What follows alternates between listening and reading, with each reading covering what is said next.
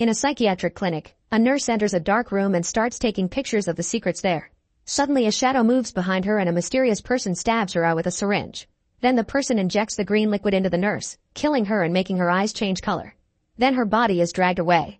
Sometime later, the clinic's Dr. Sebastian has a meeting with the institute's director because his research hasn't seen any progress. Sebastian swears he's almost finished, but the director tells him to bring results soon or he'll lose his funds. Later that day, Kathy arrives at the clinic for a job interview. The very strict matron Cassidy isn't impressed by her resume and Sebastian asks some questions to check her knowledge. After Kathy answers correctly and promises she would never tell the doctor how to do his job, she gets hired. Then Kathy is given a uniform and fellow nurse Paula tells her that the previous nurse didn't last long. Paula gives Kathy a tour of the place and reveals that Cassidy is Sebastian's daughter. She used to be married, but her husband self-deleted. She also teaches Kathy that Sebastian's laboratory is off-limits. Next, Kathy is taken to the second floor with all the comatose patients, who never get any visitors. Kathy notices they're very sick-looking and is startled when a patient suddenly jerks, but it's just an involuntary muscle reaction. After Paula is called to Cassidy's office, Kathy wanders alone and finds a comatose patient alone in room 15. Unlike the others, he looks very healthy and his eyes are open. When Paula returns, she explains his name is Patrick and that he looks better because he's Sebastian's special project. Kathy leans in to say hello and Patrick spits at her, but once again Paula explains it's an involuntary reaction. Later Kathy hears a strange noise and notices a man walk by, so she rushes to stop him. When he turns around, he reveals a very scarred face. Paula comes by and tells Kathy to let him go, explaining that's Mr. Fraser and he's allowed to wander around. He survived an electrical explosion and Sebastian brought him back from his coma. Paula takes Kathy to Fraser's room to show the man's collection of clocks, which made the strange alarm noise Kathy heard. Every day at 7 p.m., Fraser operates a lighthouse nearby, which was Sebastian's idea to help the man keep focus. When Kathy goes home, she gets a call from her ex and ignores it. Suddenly she's startled by someone at the door, but it's just Paula picking her up to go drinking. At the bar, they meet a psychiatrist called Brian, who has a radio show. Kathy quickly gets interested in him. The next day, one of the comatose patients dies and Kathy must take him to the morgue, so she uses the elevator. To her shock, the patient starts breathing and suddenly he reaches out to choke her. As Kathy struggles to get free, she accidentally hits the elevator button and makes it stop. With some difficulty, she manages to reach the button and get the elevator going again before finally removing the hand from her neck. When they make it to the morgue, she tells Sebastian that the patient is alive and the doctor isn't surprised. He just tells her to send him back and meet him in room 15. Before entering the room, Sebastian explains the details of his experiment, reminding Kathy she must obey his instructions no matter what happens. Then Sebastian gives Patrick an injection and keeps poking his body to stimulate brain activity, but nothing happens. When he's done, he tells Kathy to clean up. While she works, Kathy talks to Patrick out of habit, and Sebastian scolds her for it. Sometime later, Kathy brings a plant to brighten Patrick's room and Paula tells her it's pointless because plants never last in the clinic. However, as days pass, the plant blooms beautifully. One day while they're changing Patrick's sheets, Paula insists Kathy should go on a date with Brian and the bed's railing almost catches her fingers, but they blame it on the bed being broken. Kathy also gets another call from the ex, but she ignores it when she hears Patrick spit. She decides trying to talk to him only to be heard by Cassidy, who scolds her for it. Her hands shake as she speaks and she ends up throwing the things off the tray she's holding. During the weekend, Kathy bumps into Brian at a museum. She asks his professional opinion on the awareness of comatose patients, but Brian thinks that involuntary twitches are meaningless. While he talks, he gets a call from an unknown number but doesn't get it on time. Then Brian invites Kathy to grab a coffee and when she says yes, Brian spits at her. A disgusted Kathy leaves while Brian looks confused about what happened. A few days later while Fraser's clocks are ringing, Kathy walks by and notices a patient sitting up. However, when she enters the room to check, the patient is lying down normally. As the light flickers, Kathy takes a closer look only to be startled by an apparition behind her and she drops her tray. She finds nothing behind her and proceeds to pick up the tray, only to see the reflection of the apparition on it. But when she turns around there's nothing again. The next time she sees a weird reflection, it's just Fraser wandering around. In the evening, Brian visits Kathy at her home and apologizes for what he did, confessing he doesn't remember the moment. They end up having a lovely dinner together only to be interrupted by the arrival of Kathy's ex-Ed. He refuses to leave when Kathy asks him to, but he has no choice when Brian comes to her defense. Too upset to continue the date, Kathy asks Brian to leave too and Brian insists on staying to protect her. Suddenly his hand starts shaking and the glass he's holding explodes, making his hand bleed. After Kathy takes Brian to the hospital, she returns to the car and her hand is jolted by the door. Later that night, Brian comes back to Kathy's home and they end up getting dirty. In the middle of their passion, Kathy is shocked to see Brian transform into Patrick, who starts rotting. Kathy screams and punches him in the stomach before she finally wakes up. Brian is sleeping beside her, but when he turns around he's Patrick again, only for Kathy to realizes this is also a dream and she's actually alone. The next day Kathy goes to work and checks on Patrick. When she remembers her dream, the glass on the window breaks, hurting the plant. The next time Sebastian runs some tests on Patrick, he burns his hand to force a reaction, but again nothing happens. When Kathy comes to clean him up, Patrick spits at her and she notices he's crying.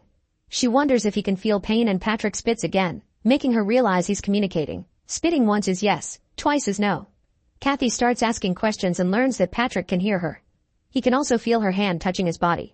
As Kathy touches different body parts to test how much Patrick can feel, she looks at his groin and gets ready for a dirty touch, only for Cassidy to catch her red-handed.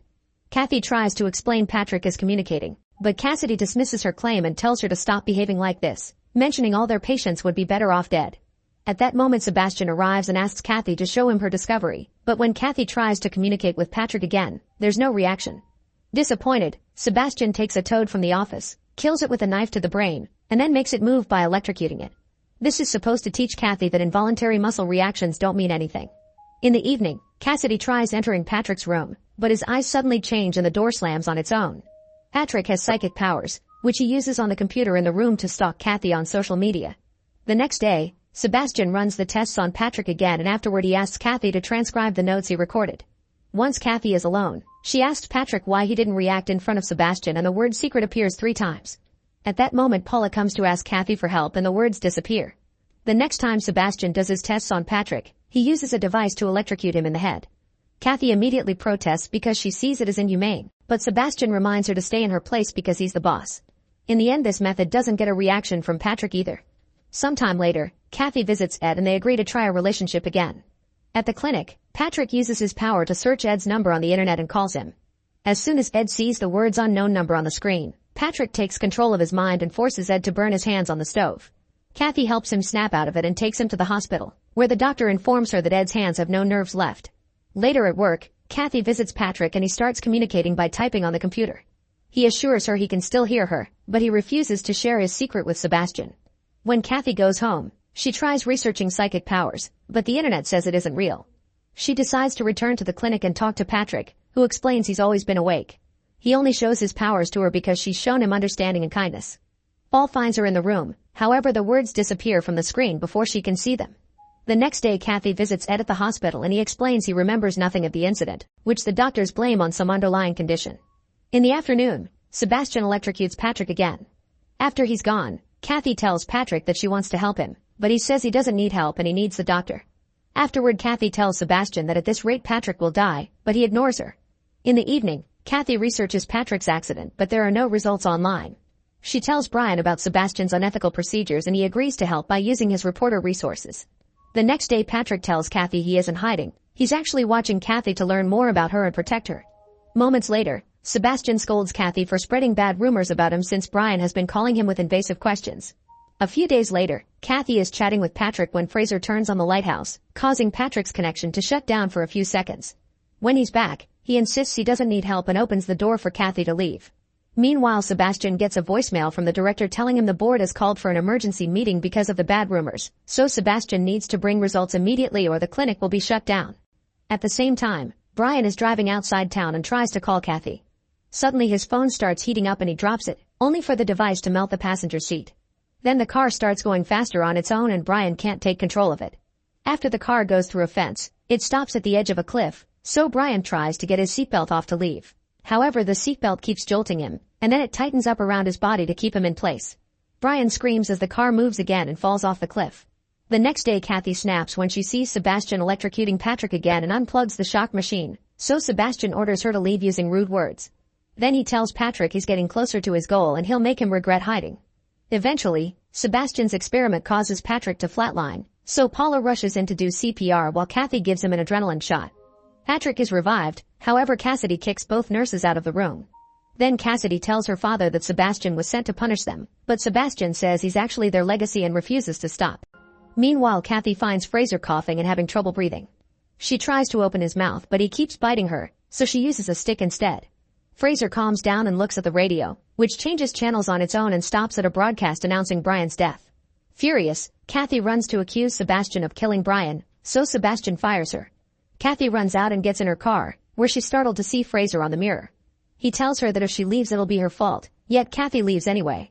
In the clinic, Cassidy grabs a special syringe, revealing she was the one who killed the last nurse. Later she visits Kathy and tells her to never come back to the clinic because her father is dangerous. Before leaving, she gives Kathy a folder with Patrick's records. Kathy reads it all and learns that Patrick had an obsessive relationship with his mother. He also killed 2 people and tried to self-delete. Back to Cassidy, she returns to the clinic and makes up a story about an emergency patient to get Sebastian and Paula to leave. Then she goes to room 15 and tries stabbing Patrick with scissors, but Patrick uses his power to make her drop them. At home, Kathy is bathing when she puts all the clues together, finally realizing Patrick has been controlling the men in her life and causing all the strange incidents. She tries calling Ed to warn him but gets voicemail, so she just tells him to run. Then she looks in the mirror and sees the words "You are mine" appear. Kathy shouts that she'll never be Patrick's and calls him a pathetic child, causing the words to disappear and the mirror to explode, pushing Kathy back. The incident is recorded by the voicemail and Ed hears it all, but when he tries to call her she won't answer.